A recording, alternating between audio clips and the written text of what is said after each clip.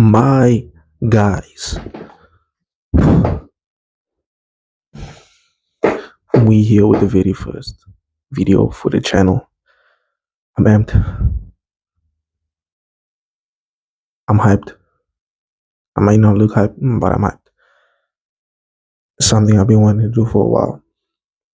Just a space to get my thoughts off, clear my head, and then just share it. But I know you see the title of the video. Today we're going to be going over The Art of War by Sun Tzu. Immaculate book. Very great book. But in the title, I said Michael Jackson and The Art of War. Now, just a little bit of background on where I got the idea for this. I watched the Michael Jackson movie a week or two after it came out. Went out, watched the Michael Jackson movie. And then like 2 or 3 weeks after that, I've been sitting with it in my mind. Michael Jackson, my God, one of my all-time favorite musical artists. Period. And I've been sitting with a biopic in my head for 5 since it came out, and since I'm gonna go watch it. I've been sitting with it, and I've been kind of like re-listening to a lot of his albums.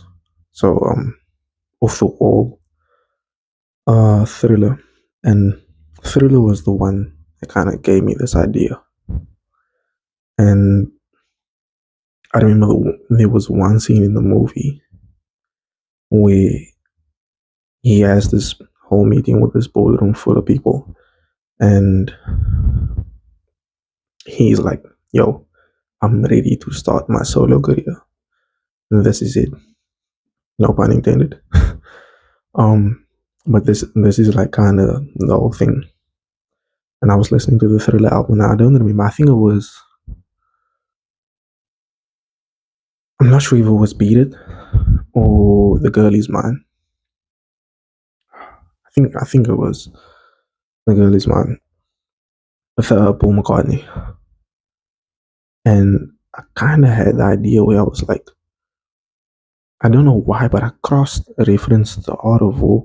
I remember there was something in The Art of War, the very first chapter in The Art of War. I didn't make notes. There are notes on this.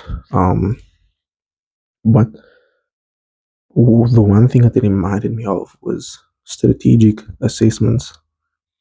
And The Art of War is a very old book, right? I think it's like 2,000 years old. Correct me if I'm wrong, but it's 2,000 years old. And it's kind of just based on warring periods in Japan. So, master general, master at war, master at psychological warfare. And he wrote down these manuscripts, and it's been passed down. And so many people have given their own translations to it, obviously in context with the period of time that it's in. So for me, like modern times, we were about to go into World War III. But the world was about to experience a World War III, or there were talks of a World War III. And like outside of that, the main thing that stuck out to me, that reminded me of the strategic assessments, was I read the back of the book, and I remember seeing used by businessmen all over the world. And this is a part that I think tied in really well with where the thought came from. Michael was a very, very good businessman. People give him props for being the greatest pop artist of all time, period. But people don't give him props for being a good businessman. And I think that's where I drew the correlation between The Art of War and Michael Jackson as a person. I don't know if I think the movie does a good job as well of showing that he's like an avid reader from when he was younger and probably into adulthood. I don't know if he's read this before. Not sure if he's read it before, but if he has, fantastic mind, just a good businessman overall. But yes, now that we got the intro out of the way, I want to get into the meat and bones of what I hope is the first part of a good video series that I got the idea for. So, strategic assessments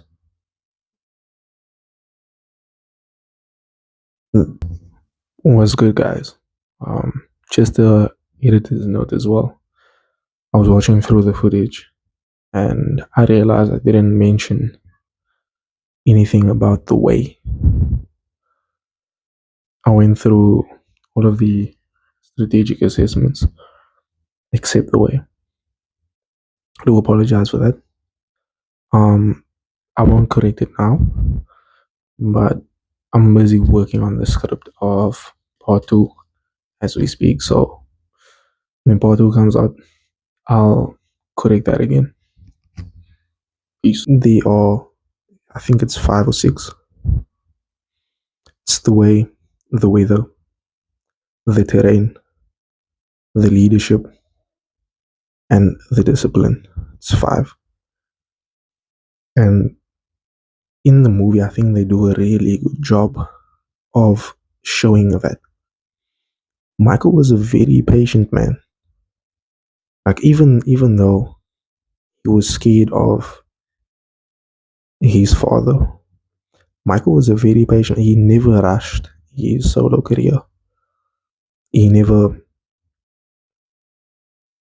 like, yo, I'm gonna go solo. I'm leaving the Jackson 5. I'm done with all of this, and that's it. I'm doing my solo career. I'm like, forget you all. I'm moving on. He never did that.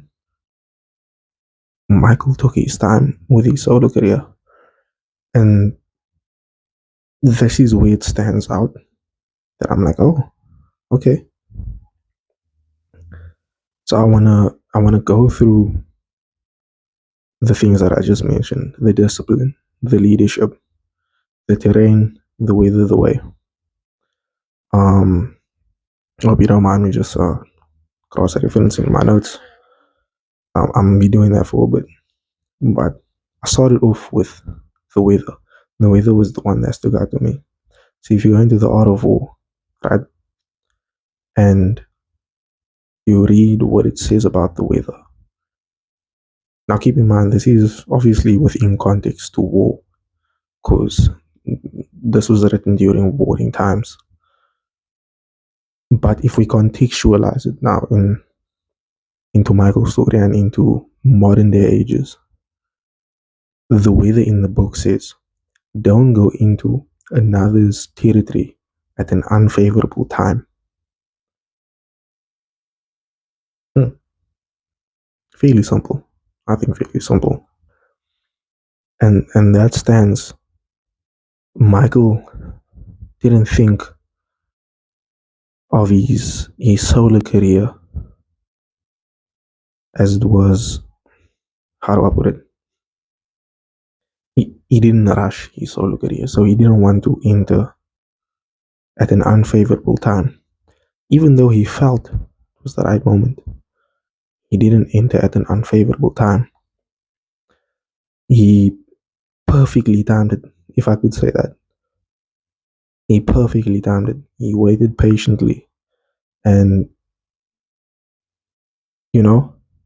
he still had his father as his manager. At the time, he dropped off the wall, which was his first, I think I consider that his first solo project. But yes, he still had his father as his manager, which, the movie depicts that he was, as we know as well, his father was very abusive. And he didn't want to leave his brother's side His father was very family orientated, like, we're doing this for family. You're not leaving the family behind. And then I just want to move on to the terrain as well. In the book, the terrain to be assessed in terms of distance, difficulty, or ease of travel, dimension, and safety. And in my notes, I wrote, he was aware of the difficulty of the task at hand, not just that he knew the lengths he had to go to just to achieve what he wanted. Michael knew that the path to his solo career would be a difficult one, and it wouldn't be easily gifted to him. It wouldn't be something that he just had to do. Like, it wasn't just easy come, easy go. He really understood that there were difficulties ahead. He knew his father would be one of his main difficulties. His father was blocking his solo career. And that was one of the main things that stood out to me. Also, when I cross-referenced with the movie. I've only watched the movie one time, so I may have missed a couple of things, but I'll probably watch it another time just to, you know, when I do drop a part two to the series. I just want to get that in there and squeeze all of that in there. And then I want to do the leadership. Let me just cross the reference with the notes as well. When we go to the leadership is a matter of intelligence, trustworthiness, humaneness, courage, and sternness. Michael, one of the most humane people we know, has multiple songs, just trying to heal the world. Man in the Mirror, all of these songs can attest to his humaneness and who he stood for as a person. The fact that he donated all of the Pepsi money to the children in the unit that he was in when he was in hospital when he got burned. This can attest to his humaneness. But also, he had a set plan and knew what he wanted. This thus granted him the confidence and strength, giving him loyal friends in the industry, people who would do anything for him, and obviously loyal fans who were able to support him and just stand with him in difficult times. Then when we come to the discipline, oh my word, discipline, one of my favorite. I think Michael was one of the most head down work artists of all time. I think that when the movie depicts that whenever he had an idea, he was just laying in bed and he had an idea, he would just stand up, get up, go forward, get it. And if we go to the book and we refer to the discipline, this means organization, chain of command, and logistics. So in my notes, what I wrote was, we most people lack. Michael was abundant. He had the ability to lock in when he needed, and that made him a force. He was relentless. When he worked on Thriller. When we see the movie, this man was putting in work. He was, for lack of a better, he was crafting. And then I think this is where the movie had one of these quotes that people know that's famous of today, where Michael says, if I'm not here to receive these ideas, God might give them to Prince. Which I think is very funny. I think that's a very funny line because he was that locked in. And he knew that Prince was his biggest competition at the time. He was that locked in that he wouldn't even give God the chance to give Prince these ideas that he came up with. That's how locked in he was. And in yet, there's lessons. There's things you can draw from. You can say, oh shit, Michael was really that locked in. These things that we can draw from. We can say, okay, Michael, one of the greats, one of the best. What can I do to become one of the best? And what can I do to become that person that I want to be? And this is where I think like this book is one of the most perfect books that you can ever read. If you haven't read this, please invest, my brother. Go and read this. Excuse me.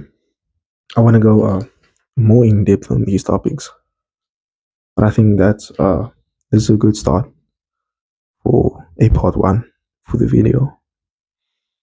Just a segue into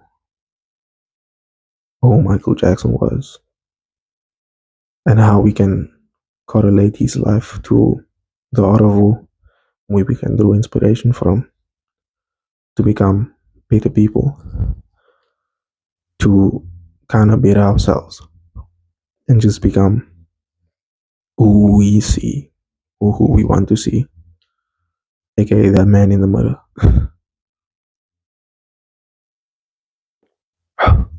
Excuse me. But I think that's it for me for part one of the video. Michael Jackson and the art of war. If you like this video, give it a thumbs up, comment, subscribe, share with your friends. That's me, Big Liam.